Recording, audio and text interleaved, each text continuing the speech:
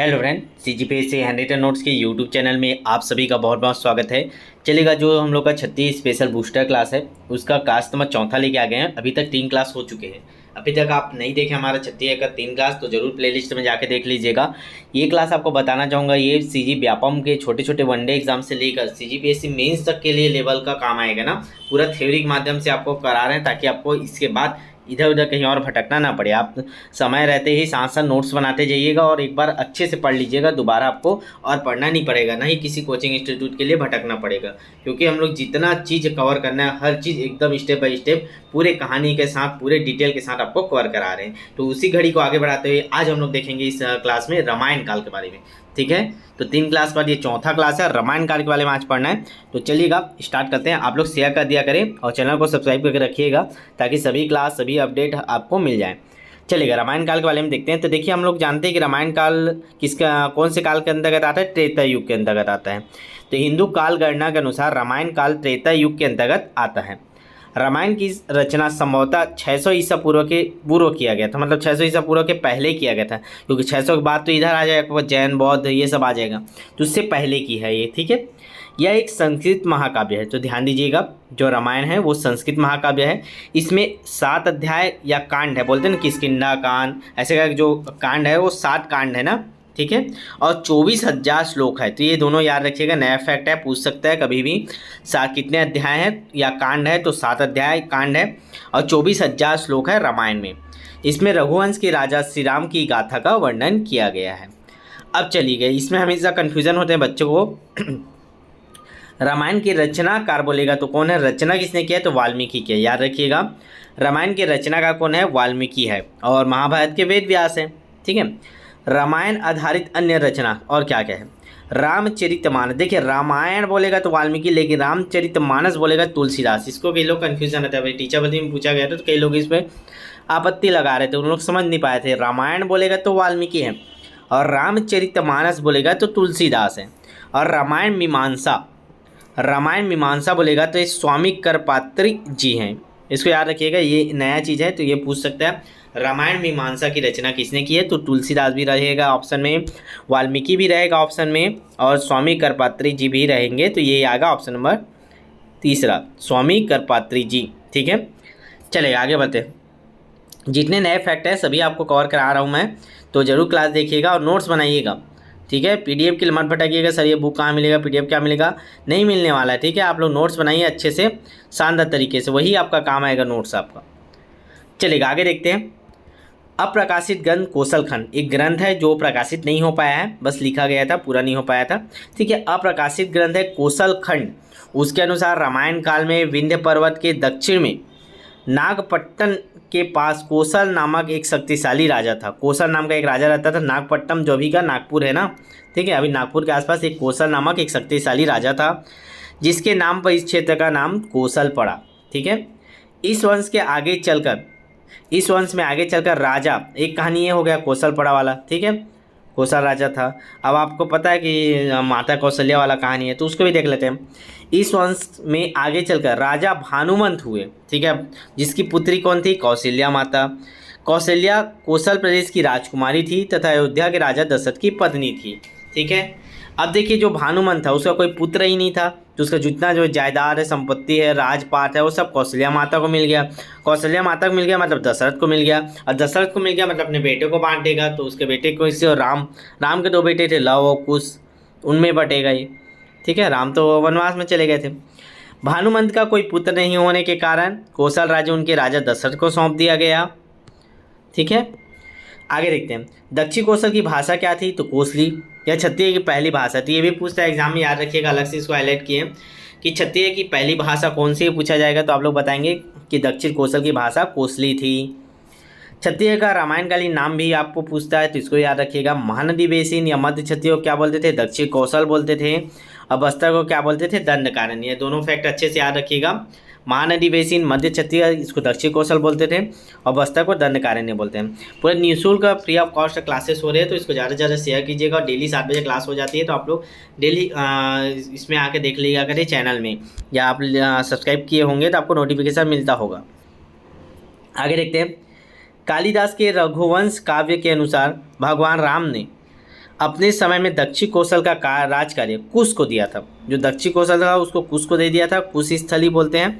और उत्तर कौशल का जो कार्य था वो लव को दिया था, जो श्रावस्ती उत्तर प्रदेश में आता है। तो मतलब ऊपर वाला जो हिस्सा है छत्तीसगढ़ ऊपर उत्तर प्रदेश वाला, वो लव को दिया था, और हमारा छत्तीसगढ़ वाला जो दक्षिण कौशल वाला हिस्सा है उसको कुश को दिया था, इसीलिए इसको कुश स्थली भी कहा जाता है। ठीक है, आगे बढ़ते हैं।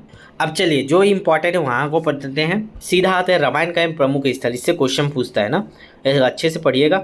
जगह का नाम पूछता है कौन से जिले में है करके।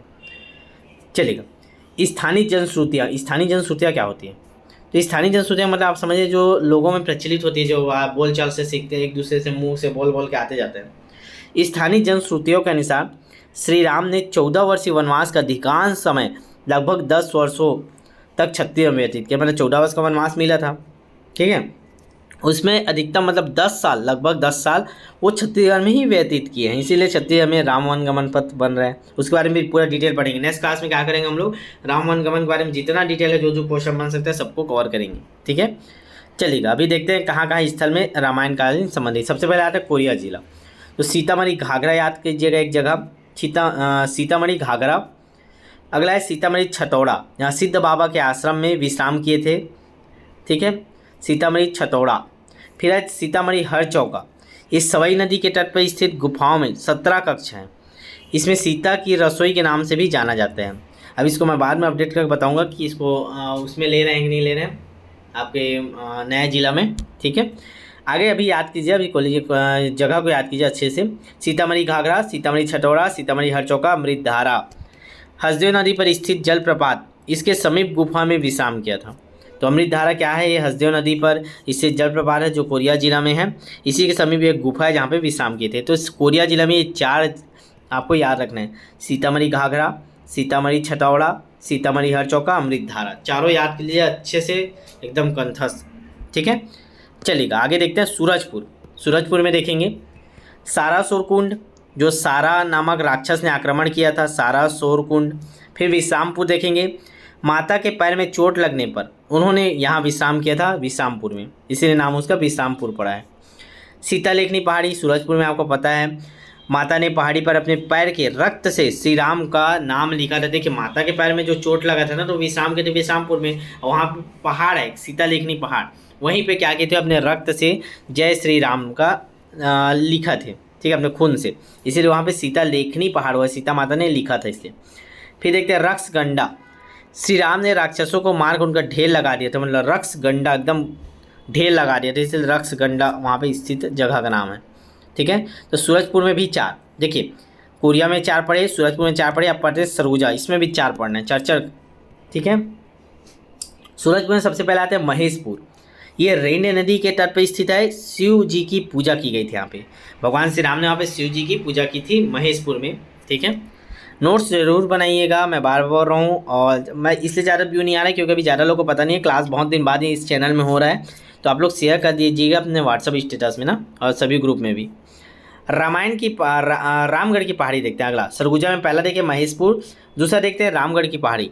रामगढ़ की पहाड़ी में तीन गुफा है, एक सीता वेंगरा गुफा, जोगीमारा गुफा, लक्ष्मण वेंगरा। सीता वेंगरा में क्या है, माता सीता का कमरा था जहाँ सीता माता रुकती थी, उसको सीता वेंगरा बोलते हैं। जोगीमारा है एक, और लक्ष्मण वेंगरा है। अंजनी टीला है, किष्किंधा पर्वत है, हथखोर गुफा है। तो देखिए किष्किंधा का पर्वत, बाली सुग्री वाला जो कहानी देखो ना रामायण में, वो यहीं हुआ था ना, सरगुजा में। देखिए कितना इंपॉर्टेंट है, आप लोग रामायण देखते लेकिन आपको पता नहीं था कि बाली सुग्री वाला जो कहानी चला था पूरा किष्किंधा पर्वत, वो कहाँ था, तो वो कहाँ है, सरगुजा में है जी। ठीक है, चलिए अगला देखते हैं बंदरकोट। ये है अंबिकापुर दरीमा मार्ग पर, जो बंदरकोट है वो कहाँ है, अंबिकापुर दरीमा मार्ग पर।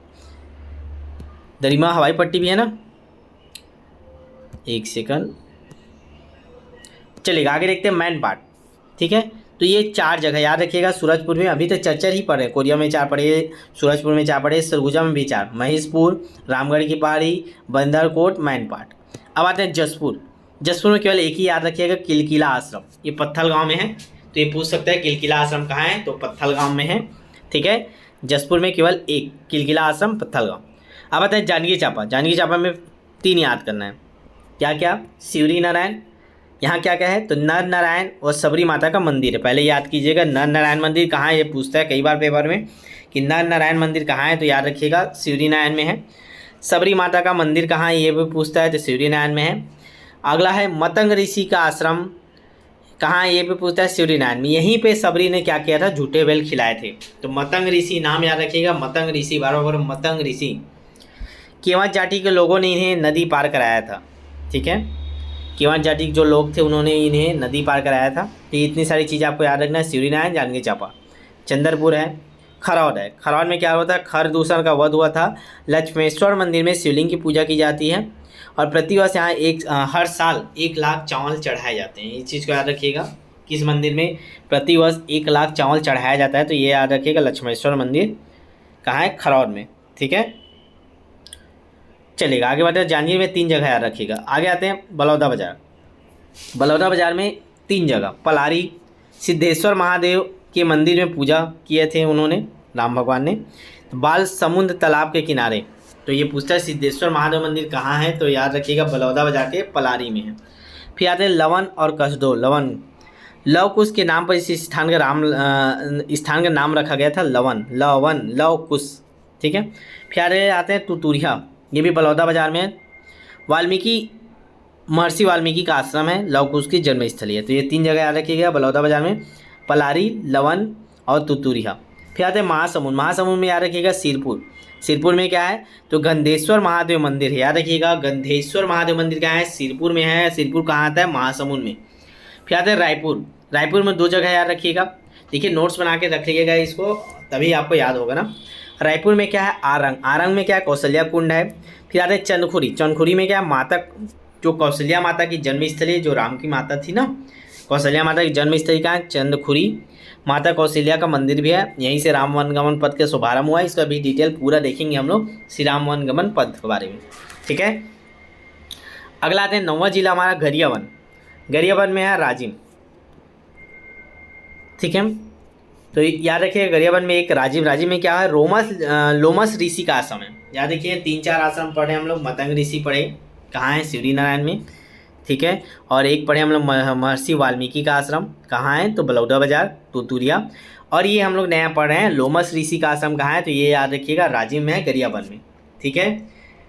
और क्या है, यहाँ कुलेश्वर महादेव मंदिर है। कुलेश्वर महादेव मंदिर, देखिए गंधेश्वर पढ़े थे कहाँ, महासमुंद में। कुलेश्वर पढ़े हैं गरियाबंद में। दोनों में कन्फ्यूज़न होता है, पेपर में आता है तो गलत कर देते हैं, तो इसको ध्यान दीजिएगा, अच्छे से अलग से लिख लीजिएगा।